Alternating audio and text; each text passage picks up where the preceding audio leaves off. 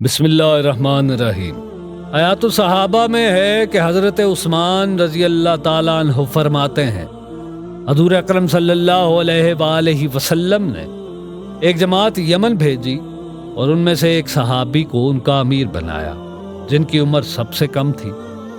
وہ لوگ کئی دن تک وہاں ٹھہرے رہے اور نہ جا سکے۔ ان کی جماعت کے ایک آدمی سے حضور اکرم صلی اللہ علیہ وآلہ وسلم کی ملاقات ہوئی تو حضور اکرم صلی اللہ علیہ وآلہ وسلم نے فرمایا، اے فلانے، تمہیں کیا ہوا؟ تم ابھی تک کیوں نہیں گئے؟ اس نے عرض کیا کہ یا رسول اللہ، ہمارے امیر کے پاؤں میں تکلیف ہے۔ چنانچہ آپ صلی اللہ علیہ وآلہ وسلم امیر کے پاس تشریف لے گئے اور بسم اللہ و باللہ و اعوذ باللہ و قدرتہ من شر ما فیہا 7 مرتبہ پڑھ کر اس آدمی پر دم کیا اور وہ آدمی اسی وقت ٹھیک ہو گیا۔